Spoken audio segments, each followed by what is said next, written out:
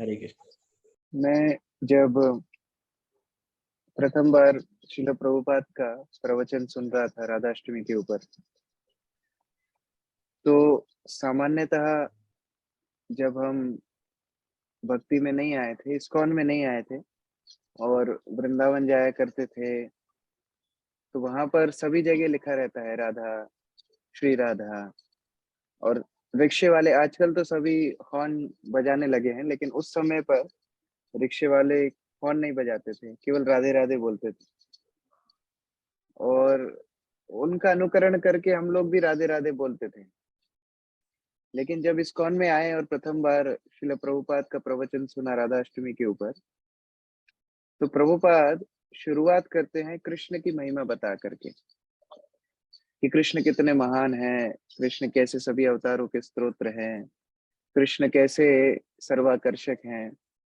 5 minute, 10 minute, 15 minute, 20 minute, वो lecture ही 25 minute का था। तो हम सोच रहे थे शायद लास्ट के 5 मिनट में प्रभुपाद राधा रानी के बारे में बताएंगे, लेकिन प्रभुपाद पूरे के पूरे 25 मिनट ही कृष्ण के बारे में बताए और लास्ट में बोल दिए कि कृष्ण इतने महान हैं, इतने सर्वशक्तिशाली हैं, इतने सुंदर हैं, और ऐसे कृष्ण भी राधा रानी के द्वारा आकर्षित होते हैं, तो राधा रानी कितनी महान होंगी। तो उस प्रकार प्रभुपाद अपने प्रवचन में बोलते थे। हम लोग कृष्ण को बोलते हैं मदन मोहन। मदन मोहन का अर्थ है जो कामदेव को आकर्षित करे। सामान्यतः पूरा विश्व काम से आकर्षित होता है, काम वासनाओं के वशीभूत होकर के पूरे विश्व में व्यक्ति अपनी क्रियाएं करता रहता है। लेकिन ऐसा काम आकर्षित होता है कृष्ण से। कंदर्प कोटि कमनीय विशेष शोभा। कोटि कोटि, करोड़ों करोड़ों कंदर्प यानी कि कामदेव भी कृष्ण के सामने आकर के आकर्षित हो जाते हैं, मग्न हो जाते हैं, मुग्ध हो जाते हैं। लेकिन ऐसे कृष्ण भी श्रीमती राधा रानी से आकर्षित होते हैं, इसलिए राधा रानी का नाम है मदन मोहन मोहिनी। लेकिन हमें ये समझना पड़ेगा कि राधा रानी के अंदर ऐसे कौन से गुण हैं जिसके कारण वो कृष्ण को आकर्षित करती है। राधा रानी वास्तव में कृष्ण की सर्वप्रथम या सर्वश्रेष्ठ आराधिता, यानी कि उनकी सर्वश्रेष्ठ पुजारिनी श्रीमती राधा रानी। और हम केवल भावुक होकर के या केवल बाह्य रूप से दिखावा कर करके राधा रानी को नहीं प्राप्त कर सकते या राधा रानी के विषय में नहीं समझ सकते, यह पहले समझना आवश्यक है। श्रील भक्ति सिद्धांत सरस्वती ठाकुर जब अपना प्रचार कर रहे थे, तो उनके प्रचार में बहुत सारे विशेष विशेष भक्तों ने योगदान दिया। भक्ति सिद्धांत सरस्वती के शिष्य बहुत विलक्षण शिष्य थे। कई बड़े राजनीतिज्ञ बैकग्राउंड से आए थे, कई बड़े विशेष विद्वान थे, कोई कवि थे, कोई संगीतकार थे, अलग अलग बहुत विशेष लोगों ने भक्ति सिद्धांत सरस्वती के साथ योगदान दिया था। तो उनके एक शिष्य बड़े प्रसिद्ध गायक भी थे। अब जो गायक होते हैं वो तो बहुत सारे राग, है ना, भैरवी और पता नहीं क्या क्या बहुत सारे राग गाना जानते हैं। तो एक राग होता है सुबह सुबह जो भगवान को उठाने के लिए गाया जाता है। तो वह भक्ति सिद्धांत सरस्वती का शिष्य सुबह सुबह गौड़िया मठ में बैठ गया हारमोनियम लेकर के और बहुत सुंदर राग में गाने लगा, राय जागो राय जागो। राय मतलब राधा रानी। तो भक्ति सिद्धांत सरस्वती पीछे से आए और उसको बोलते हैं, राय तो जागी हुई है, तुम ही जागो, तुम जागो, तुमको जागने की आवश्यकता है। राधा रानी कृष्ण तो नित्य रूप से जागे हुए हैं, तुम सोए हुए, जीव जागो जीव जागो, गोरा चांद बोले। हम लोग वास्तव में भौतिक जगत में सोए हुए हैं और हमको जागने की आवश्यकता है। प्रभुपाद उपदेशामृत में इसलिए लिखते हैं कि ये भक्ति इज नॉट इमेजिनेटिव एक्सटेसी। ये भावुकता नहीं है, यह काल्पनिक भावुकता नहीं है। भक्ति इज प्रैक्टिकल एक्टिविटी। हम व्यवहारिक रूप से कितना राधा कृष्ण के प्रति सेवा भाव रखते हैं, कितना समर्पण रखते हैं, यह ज्यादा जरूरी है। तो मैं बता रहा था कैसे भक्ति सिद्धांत सरस्वती ने बोला कि तुम ही जागो, पहले तुम जागो। जागने का अर्थ क्या है? हम लोग सभी इस भौतिक संसार में इतने सारे कष्ट भोग रहे हैं। ये कष्टों को भोगते-भोगते जब हमारी चेतना इस स्तर पर आ जाएगी कि हम यह समझ पाएँ कि मैं क्यों कष्ट भोग रहा हूँ। मान लीजिए आपकी उँगली आग में है और थोड़ा कुछ मिलीसेकंड्स के लिए शुरुआत में आपको उसका ताप नहीं लगेगा, लेकिन जैसे ही उँगली जलने लगेगी तो आप तुरंत क्या करेंगे? उँगली को बाहर निकाल लेंगे। उसी प्रकार से जब व्यक्ति यह समझ जाए कि उसको यह भौतिक संसार में त्रिताप परेशान कर रहे हैं, तो वह ये भौतिक संसार से बाहर निकलने का प्रयास करेगा। इस भौतिक संसार को अच्छी जगह बनाने का प्रयास नहीं करेगा।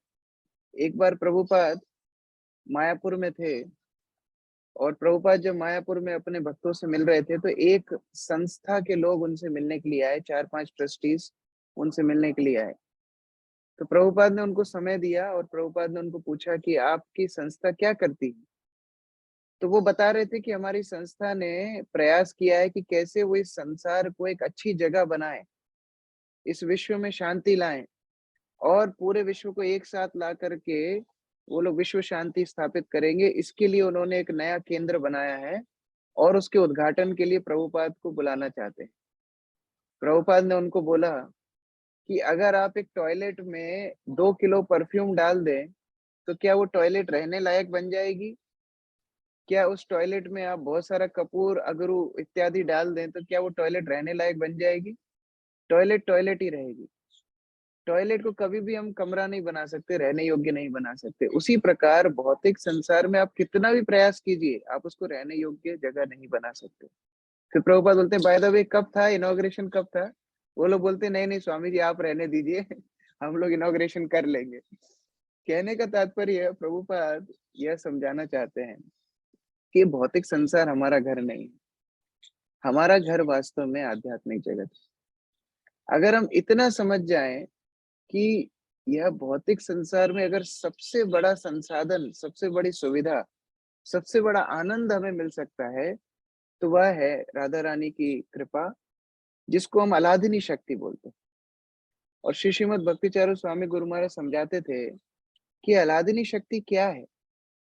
हमारे संदर्भ में क्या है?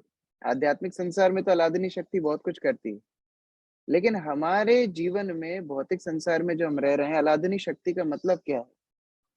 अलादिनी शक्ति का मतलब है भक्तों का संग।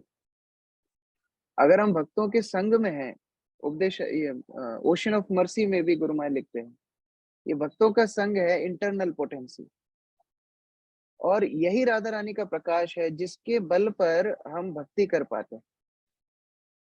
हम सहज अपने जीवन में देख सकते हैं जब हम अकेले होते हैं, तो हम कितना भक्ति कर पाते हैं। मान लीजिए आप ट्रेन में सफ़र कर रहे हैं और सुबह-सुबह उठे 5 बजे, साढ़े 5 बजे ट्रेन पे उठ कर के आपने अपनी जपमाला में हाथ डाला, तुरंत क्या होता है? जपमाला में हाथ डालते से ही क्या होता है? ढूले-ढूले गोरा चाँद होता है ना? नींद आने लगती है। क्यों? क्योंकि उस सीट पर, उस ट्रेन की सीट पर जब से वो ट्रेन बनी है, लोग सोते ही आ रहे हैं। लोग क्या करते हैं? ट्रेन में जाते से ही सो जाते हैं। तो उस ट्रेन की सीट पर इतना तमोगुण जमा हुआ है कि आप जैसे ही उस पे बैठ कर के जप करने का प्रयास करते हैं, आप सो जाते हैं। लेकिन वही जब जब हम भक्तों के संग में करते हैं, तो एकाग्रता लगाना कितना आसान हो जाता है। वही जप में ध्यान लगाना कितना आसान हो जाता है। तो जब हम भक्तों के संग में रहते हैं, तो वास्तव में हम राधा रानी की शरण में रहते हैं, उनके आश्रय में रहते हैं। ये अलादिनी शक्ति भक्तों का संग है और केवल अलादिनी शक्ति का काम भगवान कृष्ण को आनंद देना ही नहीं है। चैतन्य चरितामृत में बताते हैं, अलादिनी शक्ति करे भक्तेर पोषण। अलादिनी शक्ति भक्तों को पोषित करती है, उनकी भक्ति का पोषण करती है। तो केवल राधे-राधे बोल करके और वैष्णवों को अपराध करके काम नहीं चलेगा। वास्तविक राधा रानी की आराधना क्या है? भक्तों के संग में रह करके, उनकी सेवा कर कर के हम भक्ति करें। देखिए, जिस प्रकार भगवान श्री कृष्ण को हम बोलते हैं, कृष्णस्तु भगवान स्वयं। भगवान श्री कृष्ण सभी अवतारों के स्तोत्र हैं। उसी प्रकार राधा रानी भी सारी शक्तियों की स्रोत है। वे भगवान की नित्य संगनी है। लोग कई बार बोलते हैं राधा कृष्ण का विवाह क्यों नहीं हुआ, विवाह क्यों नहीं, उनको बड़ी चिंता होती है। क्या सूर्य कभी अपनी किरण से विवाह करता है? क्या अग्नि कभी अपने प्रकाश से विवाह करती है? राधा रानी वास्तव में कृष्ण से भिन्न है ही नहीं। राधा रानी कृष्ण की नित्य संगनी, नित्य शक्ति है। राधा कृष्ण एक आत्मा दुई देहधारी। यह एक ही आत्मा है, एक ही शक्ति है जो दो देह रखती है अपनी लीला विलास करने के लिए। तो उसी प्रकार राधा रानी सारी शक्तियों के स्रोत है। जब हम भौतिक संसार में आने की जिद कर बैठते हैं, भगवान हमें भौतिक संसार में भेजने का निश्चय करते हैं, तो राधा रानी का ही प्रकाश दुर्गा देवी आकर के यह संसार की सृष्टि लीला करती है। तो वास्तव में जिस प्रकार बच्चे की जिद माता पूरी करती है, ये भौतिक संसार प्रकृति राधा रानी की तो शक्ति है। वो राधा रानी वो अपने बच्चों के लिए हर स्थान पर सेवा करने के लिए तत्पर रहती है। इसलिए राधा रानी वास्तव में सारी शक्तियों के स्रोत हैं। हम जितने भी देवियों के अवतार सुनते हैं, या सीता देवी, या लक्ष्मी देवी, या रुक्मिणी देवी, ये सारे रूप राधा रानी के विस्तार हैं। क्योंकि राधा रानी इन सब में सर्वोच्च सेवा भाव कृष्ण के लिए रखती है। देखिए कौन भक्ति में कितना उच्च है, उसकी उपमा होती है उसका सेवा भाव कितना है। केवल बाह्य दृष्टि से हम किसी भक्त का स्तर नहीं देख सकते। रूप गोस्वामी उपदेशामृत में जब भक्तों का स्तर बताते हैं, तो उसमें सर्वोच्च स्तर राधा रानी का क्यों बताते हैं?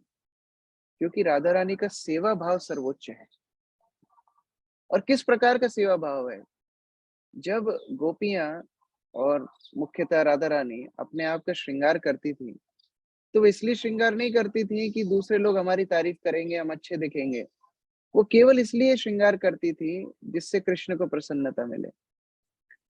उसी के ठीक विपरीत परिस्थिति में भी उनका भाव कभी भी बदला नहीं।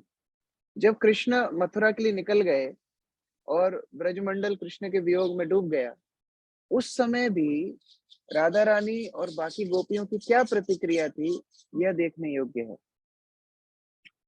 जो अंगूठी राधा रानी उंगली में पहनती थी, वह अंगूठी राधा रानी की कलाई तक पहुंच गई। इतनी पतली राधा रानी हो गई थी। और दिन रात राधा रानी और गोपियां कृष्ण के वियोग में रोती थी। तो कोई पूछ सकता है कि इतना वियोग हो रहा था, तो 100 साल तक राधा रानी और गोपियां वियोग में क्यों तड़पती रहीं? अपना जीवन छोड़ देना चाहिए था। जैसे दशरथ महाराज राम के वियोग में थोड़ा भी नहीं जीवन जी पाए। इतना वियोग राम से था कि राम राम कही राम कही, राम राम कही राम, वह राम का नाम लेकर के ही प्राण त्याग दिए। तो फिर राधा रानी और गोपियों का प्रेम कम था? उनके प्राण क्यों नहीं गए? तो गोपियां बताती हैं कि कृष्ण हमसे यह वचन दे करके गए हैं कि वो 1-2 दिन में ही कंस को मार करके वापस आ जाएंगे। और यदि वो वापस आए और हमें मृत अवस्था में देखा, तो कृष्ण को कितना दुख होगा। तो यह आशा में कि कृष्ण वापस आएंगे, राधा रानी और गोपियां अपना जीवन निर्वाह करती। कितना कठिन काम है। और ऐसा भी नहीं कि कोई दूसरे स्थान पे चली जाएं। राधा रानी और गोपियां बोलती, कृष्ण बोले मैं यहीं वृंदावन में आकर के मिलूंगा। तो वहीं पर वास कर करके और वियोग में राधा रानी और सारी गोपियां कृष्ण के वियोग में रहने लगी। तो यह प्रयास, यह चेष्टा, यह आशा कृष्ण को संतुष्ट करने की सर्वाधिक मात्रा में राधा रानी में प्राप्त होती है।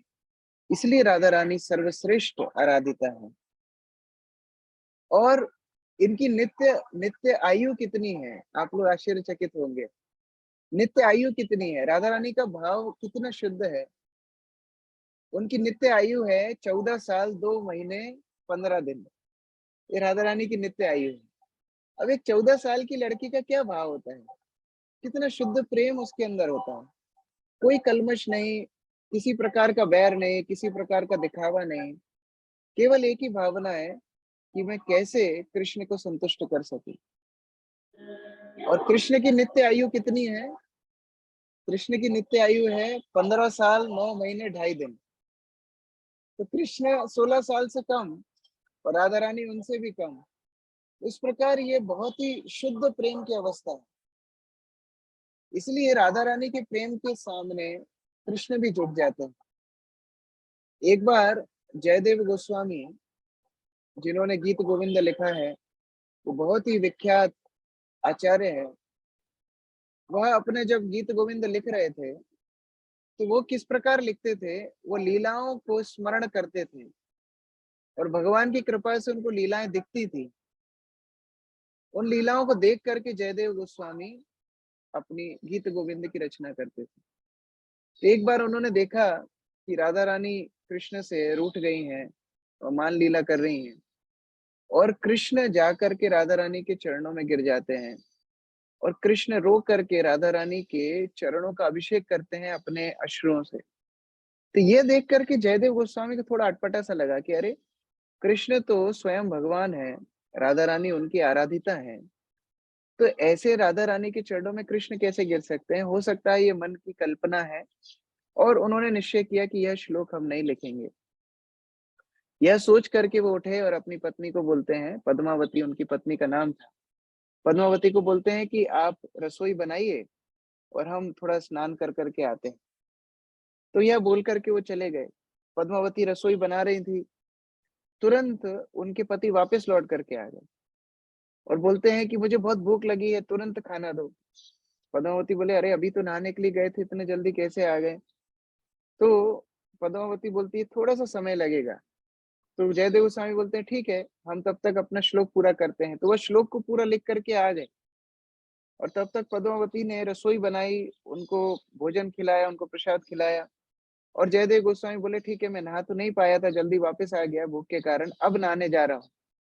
तो जयदेव गोस्वामी बाहर चले गए और पद्मावती का नियम था कि जब जयदेव गोस्वामी प्रसाद ले लेते थे, तो उनका उच्चिष्ट प्रसाद वह प्राप्त करती थी। तो वो पद्मावती बैठ करके प्रसाद लेने लगी। अब जैसे ही वो प्रसाद ले रही थी, वैसे ही जयदेव गोस्वामी फिर वापस आ गए। बोले, अरे! यह क्या आश्चर्य है?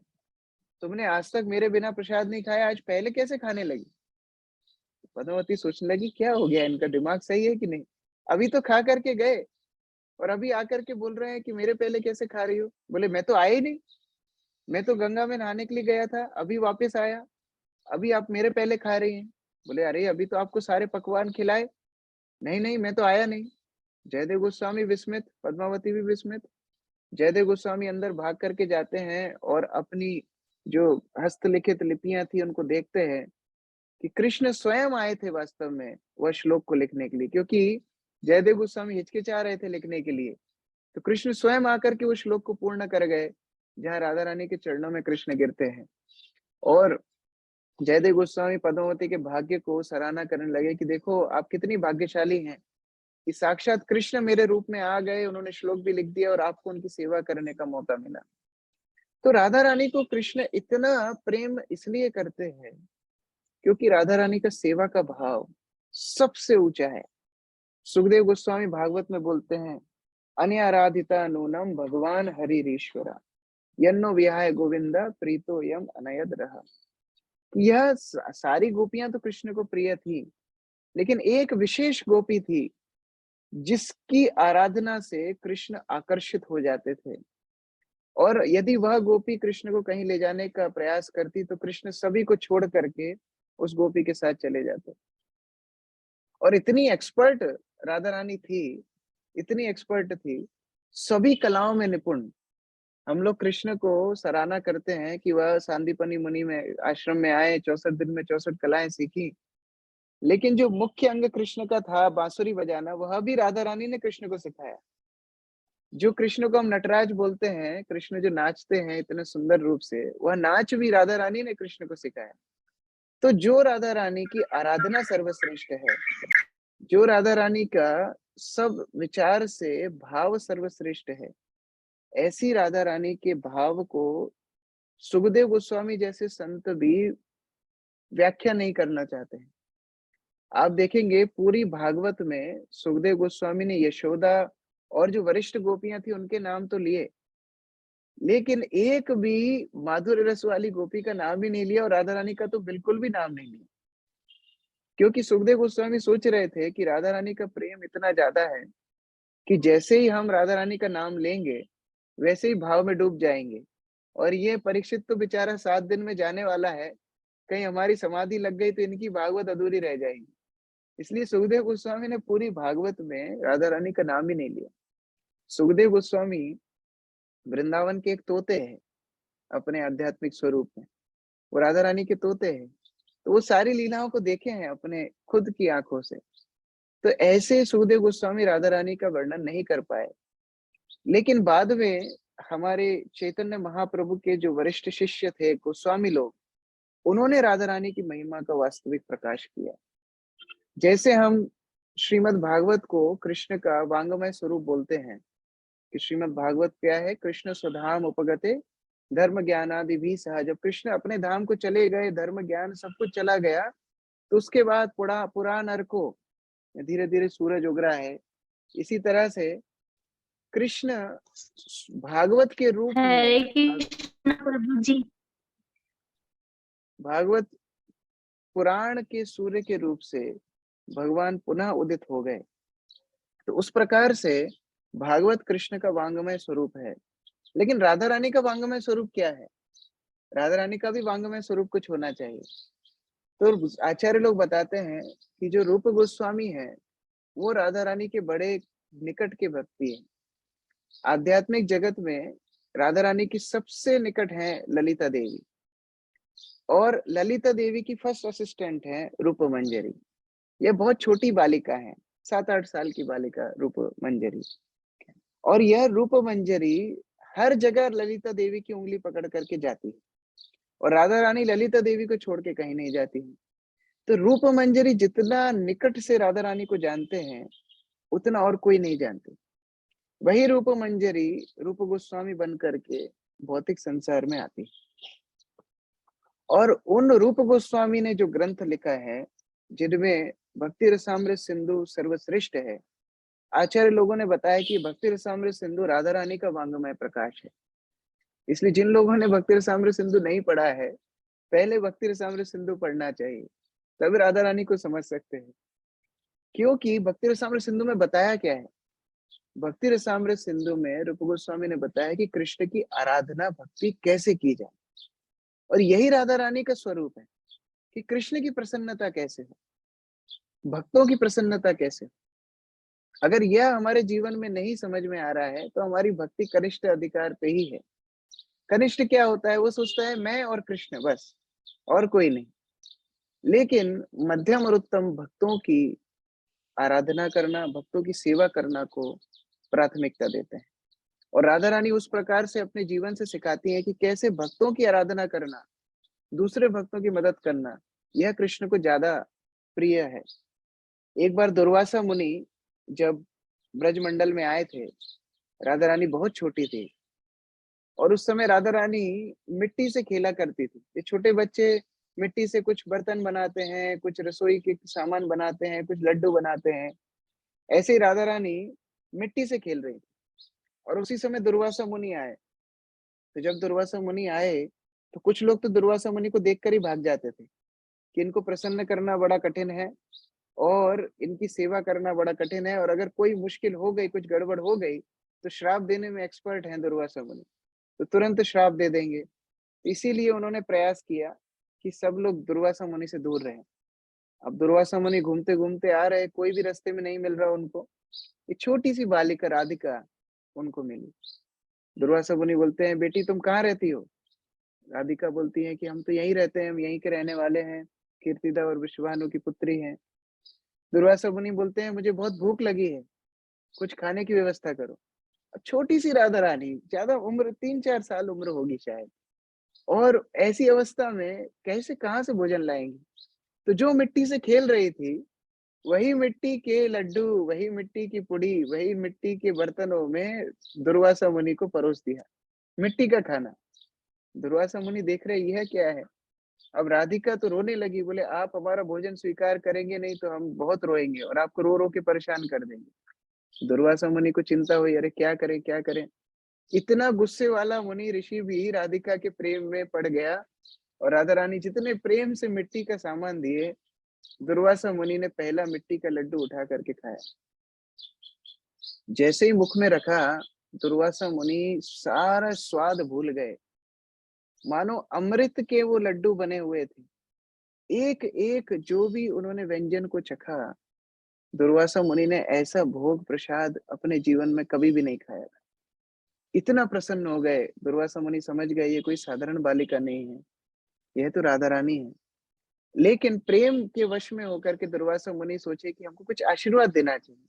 बड़ों का काम होता है छोटों को आशीर्वाद देना। तो राधा रानी को उस समय पर दुर्वासा मुनि आशीर्वाद देते हैं कि आज के बाद आप जो भी कुकिंग करोगी, जो भी रसोई बनाओगी, वह अमृत तुल्य होगा। और आपके अंदर इतना गुण आ जाएगा रसोई करने का कि आप प्रतिदिन नवीन-नवीन रसोई बनाएँगी।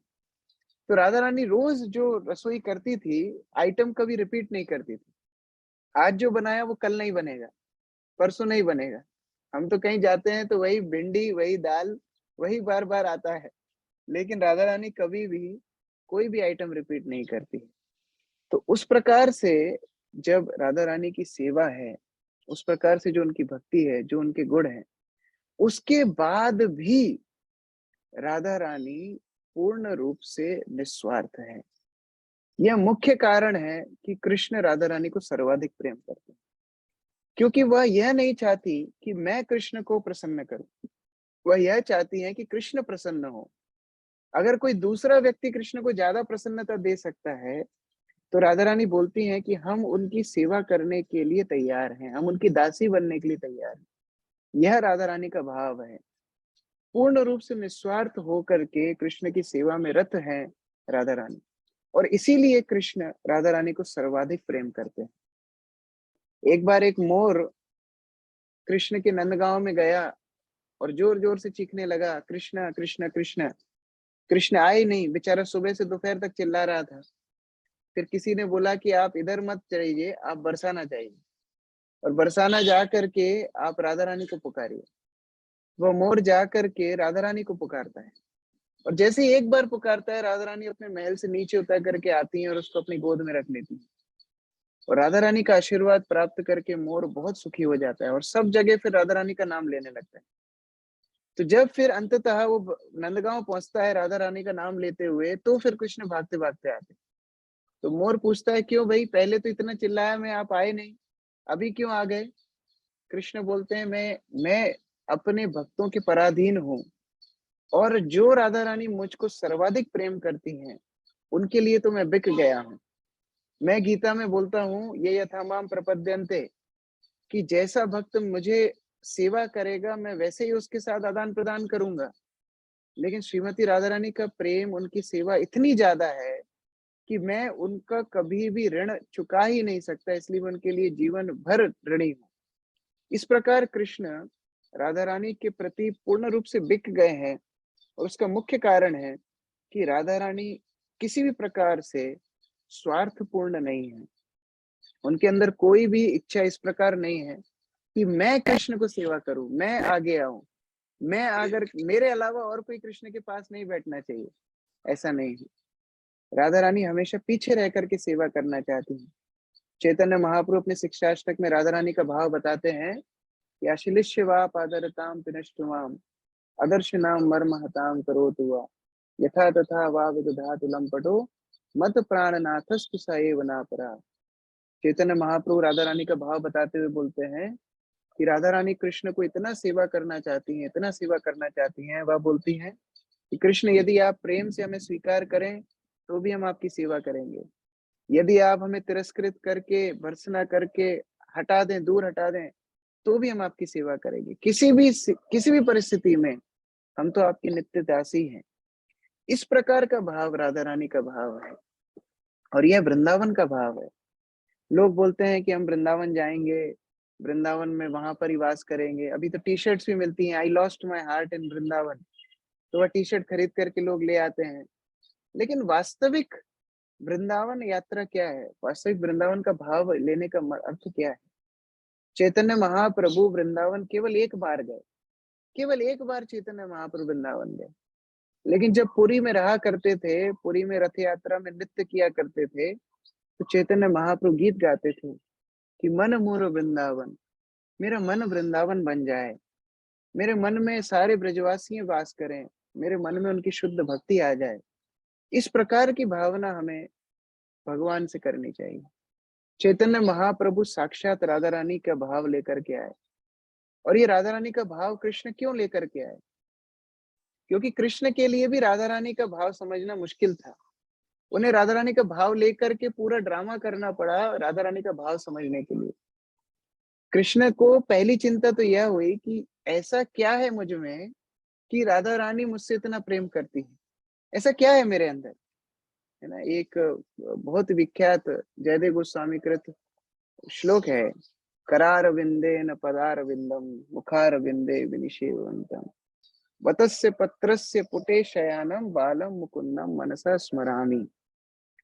वो बोलते हैं कि करार विंदे, अपने हाथों से अपने पैर को उठा करके अंगूठे को कृष्ण अपने मुख में डालते हैं। आपने वो चित्र देखा होगा, पत्ते पर, वटस्य पत्रस्य, वट वृक्ष के पत्ते पर लेटे हुए, बाल बाल रूप में कृष्ण लेटे हुए हैं पत्ते के ऊपर।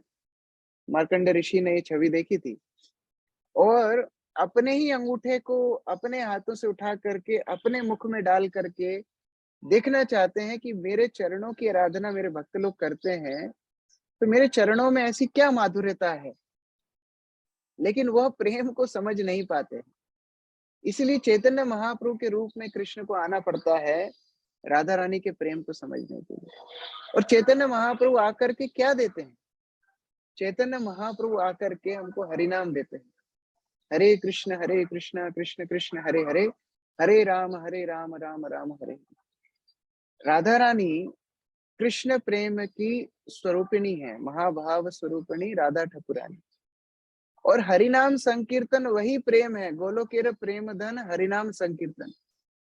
तो जब चैतन्य महाप्रभु जो कृष्ण है राधा रानी के रूप में आते हैं, तो उनका मुख्य उद्देश्य है कृष्ण प्रेम का आस्वादन करना और कृष्ण प्रेम को बांटना। और यह कृष्ण प्रेम है हरिनाम संकीर्तन। तो रोज जो हम हरिनाम का जप करते हैं, हरे कृष्ण महामंत्र का जप करते हैं, संकीर्तन में नाचते हैं, यह ब्रजमंडल का सर्वश्रेष्ठ प्रेम है। हमको लगता है कि नहीं, हमारी माला तो साधन भक्ति है और हम फिर वृंदावन में जाएंगे, रासलीला देखेंगे, तब हमारी भक्ति पूर्ण होगी। नहीं, यह हरिनाम वास्तव में रासलीला है। रासलीला में सारी गोपियों को इस तरह अनुभूति थी कि कृष्ण केवल मेरी ओर देख रहे हैं। उसी प्रकार हर भक्त के लिए निजी रूप से राधा और कृष्ण आते हैं अपने नाम के रूप में। जब भक्त हरिनाम करता है तो वह साक्षात राधा कृष्ण के साथ अपना समय व्यतीत कर रहा है, वो राधा कृष्ण का संग कर रहा है। और रासलीला तो केवल रात में होती थी, लेकिन ये हरिनाम इतना दयावान है कि दिन रात आपको रासलीला का स्वादन हरिनाम के माध्यम से करने का मौका मिलता है।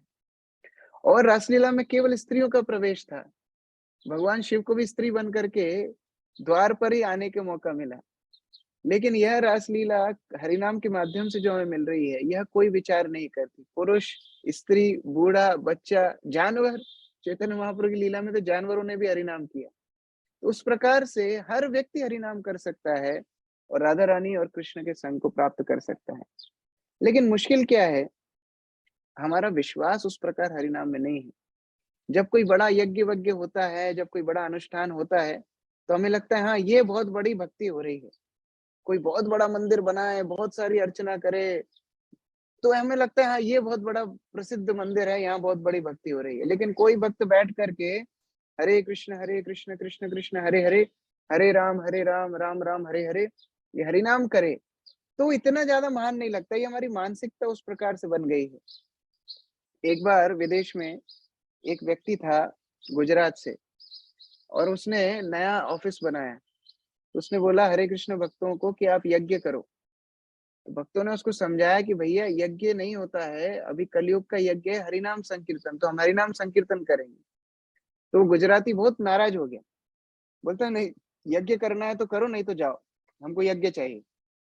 तो ठीक है, भक्तों ने 2-4 लकड़ी रख के थोड़ी आग जलाई, यज्ञ शुरू किया। बोले नहीं नहीं, बड़ा यज्ञ करो, बड़ा, इतना बड़ा ऑफिस बनाया है, बड़ा यज्ञ करो। तो भक्तों ने और लकड़ियां जुटा जुटा के बड़ा यज्ञ करने का प्रयास किया। अब जब यज्ञ का धुआं और अग्नि ज्यादा बढ़ गई, तो अमेरिका में तो सब ऑफिसों में फायर अलार्म सेट होता है। तो फायर अलार्म बजने लगा और अपने आप सारे फायर फोर्स से पानी बरसने लगा, पानी गिरने लगा और पूरे ऑफिस का सब फर्नीचर गीला हो गया, सब पानी-पानी हो गया। तो ये व्यक्ति बोलता है, "अरे! ये क्या किया आप लोगों ने?" तो भक्तों ने गीता खोल करके दिखा दी, देखो भगवान बोलते हैं यज्ञ करने से बारिश होती है। तो आपका यज्ञ सक्सेसफुल। हमने यज्ञ किया और पानी गिरने लगा। फिर उसको समझाया, देखो वास्तविक यज्ञ यह अग्नि के साथ नहीं है। वास्तविक यज्ञ क्या होता है? जहाँ हम अपनी स्वतंत्रता की बलि देते हैं, यह यज्ञ है। पृथु महाराज ने 99 यज्ञ करे, भगवान विष्णु साक्षात प्रकट हो गए। क्यों? क्योंकि उन्होंने अपने 100वें यज्ञ करने की इच्छा की बलि दे दी। हम यहीं पर देखते हैं बलि महाराज स्वयं यज्ञ कर रहे थे इंद्र बनने के लिए, लेकिन वामन देव आ गए, सब कुछ समर्पण कर दिया, अपनी इंद्र बनने की इच्छा की बलि दे दी, इसीलिए उनका यज्ञ पूर्ण हुआ। उसी प्रकार से अगर हम अपनी स्वतंत्रता को छोड़ करके, हम अपनी भौतिक इच्छाओं को छोड़ करके, अगर राधा रानी के चरणों में प्रार्थना करें कि हे राधा रानी, आप स्वयं चैतन्य महाप्रभु के रूप में आई, आपने हमको संकीर्तन यज्ञ दिया, आपने हमको हरे कृष्ण महामंत्र दिया और फिर भी हमारी ये हरे कृष्ण महामंत्र जप करने में रुचि नहीं है, तो हमसे बड़ा दुर्भागा और कौन है? दुर्दैव मिदृश मेहाजनी नानुराग, हमसे बड़ा दुर्भागा कौन है?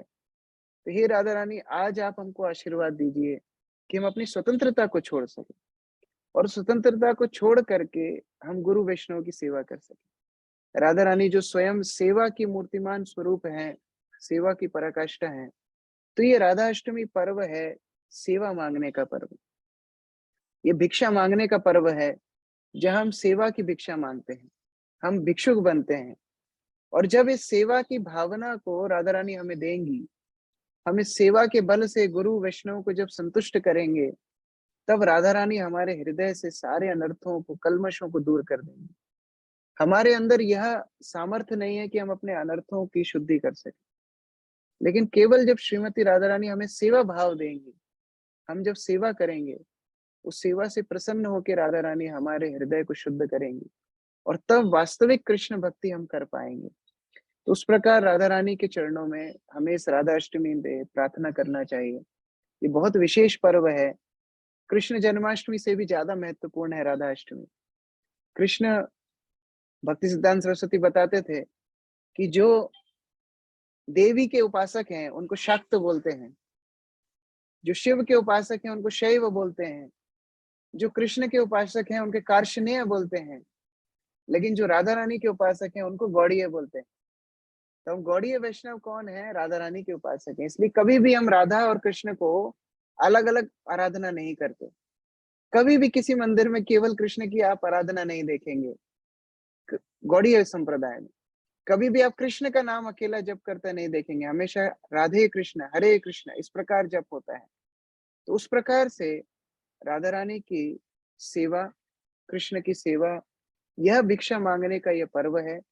हम लोग प्रयास करें 4 तारीख के दिन अपना समय निकाल करके, इस बार अच्छी बात है कि रविवार के दिन है, तो सुबह से ही सब भक्त मंगला आरती में भाग लीजिए। राधा रानी जब प्रकट हुई थी और वृषभानु देव ने उनको रावल में जब प्राप्त किया था, तो एक सुंदर स्वर्णमय कमल के ऊपर राधा रानी को प्राप्त किया था और इतनी सुंदर बालिका, तप्त कांचन गौरांगी, मानो सोने को पिघला दिया जाए और उसका जो वर्ण हो। लेकिन कृष्णदास कविराज गोस्वामी बोलते नहीं नहीं, ये भी गलत है। तप्त कांचन गौरांगी नहीं, कुमकुमाक्त कांचनाब्ज, सोने को पिघला करके अगर उसमें कुमकुम डाल दिया जाए, तो स्वर्णमय जो स्वर्ण स्वर्ण का जो कांतिमय वर्ण है, उसके साथ कुमकुम की लालिमा अगर मिल जाए, तो यह वर्ण राधा रानी का वर्ण है। तो इस प्रकार जब वृषभानु ने उनको प्राप्त किया, तो पूर्ण रूप से मुग्ध हो गए। उनको देखते ही रहे, मोहित हो गए।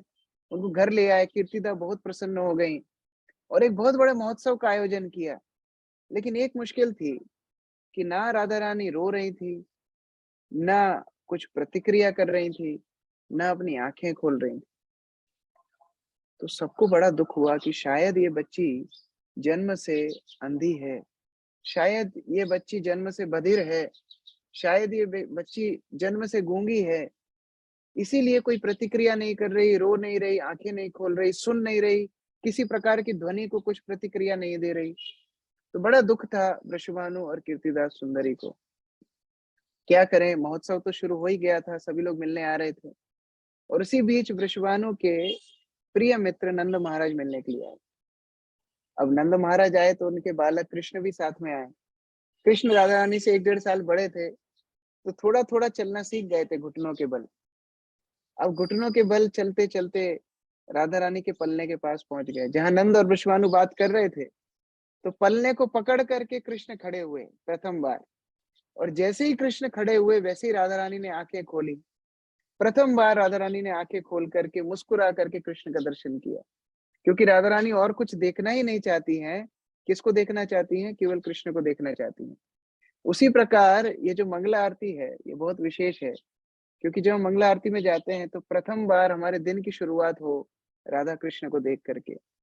उस प्रकार राधाष्टमी के दिन आप सब प्रयास कीजिए, मंदिर में मंगला आरती में भाग लीजिए। और बहुत सुंदर प्रवचनों का आयोजन है, राधा रानी कृष्ण का अभिषेक होगा उसका आयोजन है। ऐसा बोला जाता है कि कोई अगर राधाष्टमी या जन्माष्टमी के पर्व पर मीलों दूर, 10-12 मील दूर से यह प्रयास करे कि मैं अभिषेक में जा रहा हूँ, और केवल यह बोल दे कि मैं अभिषेक में जा रहा हूँ, तो उसके सारे पापों का क्षय हो जाता है और उसको भगवत धाम का कंफर्म टिकट मिल जाता है। केवल मीलों दूर से यह बोलने के यह रिजल्ट है कि मैं अभिषेक में जा रहा हूँ। तो आप कल्पना कीजिए, जो लोग मंदिर में बैठ कर के राधा कृष्ण का राधाष्टमी के दिन अभिषेक दर्शन करेंगे, उनको कितना फल मिलेगा, और जो लोग भाग्यशाली जो अभिषेक करेंगे, उनको कितना फल मिलेगा। तो उस प्रकार से इस अवसर को मत गवाइए, पूरा दिन राधाष्टमी का प्रयास कीजिए, राधा रानी की आराधना करें। हम 12 बजे तक उपवास करते हैं, जिससे हम पूरा समय खाने-पीने में व्यर्थ ना करें, अपना समय राधा रानी की महिमा श्रवण करने में और हरे कृष्ण महामंत्र का कीर्तन करने में अपने समय को लगाएँ। हरे कृष्ण। श्री राधाष्टमी महामहोत्सव की जय। जय जय प्रभुपाद की जय। जय हो जय हो जय। हरे दंडवत कृष्णा प्रणाम प्रभु, बहुत दंडवत प्रेम प्रणाम। हरे से। कृष्णा प्रबल हरे कृष्ण। श्री कृष्णा प्रभु जी दंडवत। किसी का हरे कोई कृष्णा प्रभु जी, मेरा एक प्रश्न है? क्वेश्चन। हरे यस कृष्ण प्रभु। प्रभु। बताइए। प्रभु जी, मैं ये जानना चाह रही हूँ कि राधा रानी कृष्ण भगवान से बड़ी थी, ये सुना है हमने। ऐसा नहीं है, कृष्ण बड़े थे, आचार्य लोग बताते हैं, उनकी उम्र भी बताई है। और अगर राधा रानी बड़ी होती तो फिर यह तो लीला होती ही नहीं कि राधा रानी प्रथम बार कृष्ण को देखी थी। तो उस प्रकार से आचार्य लोग ने बताया है कि कृष्ण बड़े थे। और कौन बड़ा था कौन छोटा था यह तो बात होती नहीं है, क्योंकि आध्यात्मिक जगत में समय होता ही नहीं, समय ही नहीं है। वहां पर कौन बड़ा है कौन छोटा है उसका अर्थ ही नहीं है। मैंने तो बताया, राधा रानी की शाश्वत उम्र है 14 साल 2 महीने 15 दिन। ये शाश्वत उम्र है राधा रानी। तो उनका बड़ा छोटे का विचार ही नहीं है। राधा रानी इस प्रकार है। हम एक बार गुरु महाराज का प्रवचन सुन रहे थे राधाष्टमी के दिन, 2015 में गुरु महाराज की सूरत में व्यास पूजा थी, और उसके बाद गुरु महाराज उज्जैन में आए थे, प्रवचन दे रहे थे। और एक भक्त ने बोला कि गुरु महाराज, राधा रानी तो हमारी माता है। तो गुरु महाराज बोले, नहीं नहीं, वो हमारी माता नहीं है, वो तो किशोरी है, वो तो छोटी है, वो हमारी नेता है। हम सब ब्रजवासी उनके उनके मार्गदर्शन में सेवा करते हैं।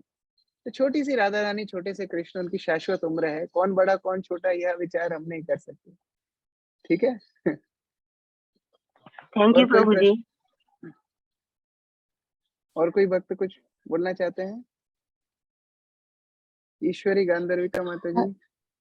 हरे कृष्ण प्रभु जी। यस, बताइए। हाँ प्रभु जी, जैसे अभी आपने बताया कि कृष्ण जी की राधा जी के बिना पूजा नहीं होती है, और मतलब हम भी ये सब देखते हैं। तो जैसे कि ये महा मंत्र जो है हरे कृष्ण कृष्ण कृष्ण हरे हरे, हरे राम राम राम हरे, तो इनमें हाँ राधा जी का नाम क्यों नहीं है? हाँ, एक बार जुहू मंदिर में एक व्यक्ति आया और बड़ा नाराज हो गया। बोले, आपके भगवान का कलर क्या है? तो भक्तों ने बताया कि उनका कलर है मेघ, मेघ श्याम। उनका कलर है जैसे मॉनसून महीने में मेघों का वर्ण होता है, वैसा वर्ण कृष्ण का है। तो बोले, फिर आप हरे कृष्ण हरे राम क्यों बोलते हो? हरे थोड़ी है आपके भगवान। बड़ा नाराज हो गया। तो भक्तों ने उनको समझाया, अरे पंडित जी, ये हरा का मतलब है राधा रानी। ये राधा रानी का नाम है हरा। और जब संस्कृत में किसी स्त्री को संबोधित करते हैं, जैसे राम जब सीता को ढूंढ रहे थे तो क्या बोल रहे थे, हे सीते। तो ये विभक्ति में सीता का सीते हो जाता है, उसी प्रकार राधा का राधे हो जाता है, हरा का हरे हो जाता है। तो ये हरे कृष्ण का अर्थ है हे राधा रानी, पहले राधा रानी का नाम, फिर हे कृष्ण आप हमको आपकी सेवा में लगाइए। तो उस प्रकार यहाँ हरे का अर्थ है भगवान की अलादनी शक्ति राधा रानी। तो हरे कृष्ण महामंत्र में जितनी बार भगवान का नाम है उतनी बार ही राधा रानी का नाम है। तो हम लोग हमेशा दोनों का नाम साथ में जप करते हैं। ठीक है प्रेरणा माता जी। जी, thank you so much. Hare Krishna. Hare Krishna. Yes, Ishwari Gandharvika माता जी। हरे कृष्णा प्रभु जी, दंडवत प्रणाम। हरे प्रभु जी, मेरा एक जिज्ञासा है कि कल मैंने हिज होलीनेस राधा गोविंद स्वामी महाराज का लेक्चर सुना श्रीमती राधा रानी के ऊपर। तो वो रास का वर्णन कर रहे थे महाराज जी।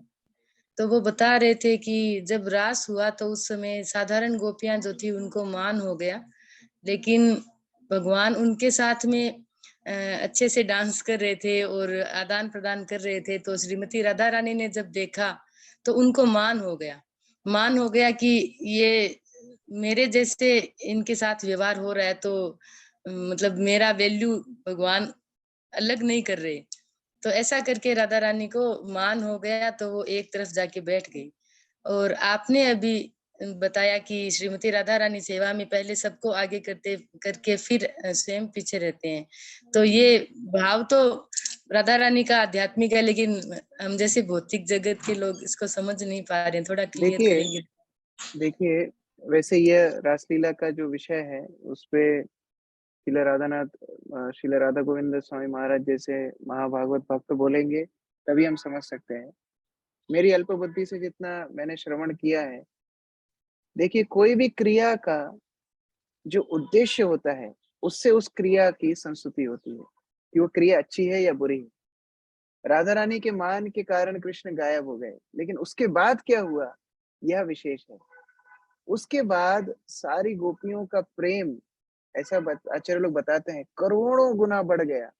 जितना प्रेम वो कृष्ण से करती थी, उस प्रेम की तुलना में उनका प्रेम करोड़ों गुना बढ़ गया जब कृष्ण उस रासलीला से गायब हो गए। और उस प्रेम की पराकाष्ठा में उन्होंने गोपी गीत गाया, जयति तेदिकम जन्मना व्रजा। वो पूरा जो गोपी गीत गाया गया है वह करोड़ों गुना प्रेम जो गोपियों का बढ़ गया कृष्ण के विरह में, तब गाया। तो राधा रानी अगर मान भी करती हैं तो बाकी भक्तों की भक्ति बढ़ती है, और अगर हम मान करें, दूसरों से जलन करें, तो हमारी भक्ति भी खड्डे में जाएगी और दूसरों को भी व्यवधान डालेंगे। तो इसीलिए राधा रानी का हर भाव, हर क्रिया दूसरों की भक्ति की वृद्धि के लिए होती है। तो उस प्रकार से हम अपनी अल्प बुद्धि समझ सकते हैं, लेकिन यह जो विषय है बहुत महान है। इस विषय को परम भागवत भक्तों से ही श्रवण करना चाहिए। और कई भक्त तो ये 5 अध्यायों को रसलीला के पढ़ते ही नहीं, वो सोचते हैं हमारा अधिकार ही नहीं है पढ़ने। तो उस प्रकार से हम लोग क्रमवश धीरे धीरे ग्रेजुअली भक्ति में आगे बढ़ेंगे तो इन तत्वों को धीरे धीरे भगवान चैतन्य महाप्रभु की कृपा से समझ पाएंगे। ठीक है, ठीक है प्रभु जी, आपने बहुत बहुत अच्छा क्लियर किया। हरे कृष्णा, दंडवत प्रणाम। हरे कृष्णा, दंडवत प्रणाम। श्रील प्रभुपाद की जय, समवेत भक्त वृंद की जय, श्री राधा मदन मोहन की जय, राधाष्टमी महामहोत्सव की जय, निताई गौर प्रेमानंदे। हरि हरि। अभी 3 हरे दिन के कृष्णा लिए प्रभु जी, दंडवत एक प्रणाम। 1, 2 और 3 तारीख हमारे मंदिर में अनंत शेष प्रभु आ रहे हैं और वो बहुत सुंदर राधा रानी के बारे में और शिक्षाष्टकम के बारे में कथा करेंगे। तो आप सबसे अनुरोध है, जो लोग मंदिर आ सकते हैं मंदिर में आकर के भाग लीजिए, जो लोग नहीं आ सकते हैं ऑनलाइन सुनिए। और 4 तारीख को सारे काम छोड़ करके मंदिर में आ जाइए और आपका पूरा दिन वहीं पर बिताइए। हरे कृष्ण। श्रील प्रभुपाद की जय।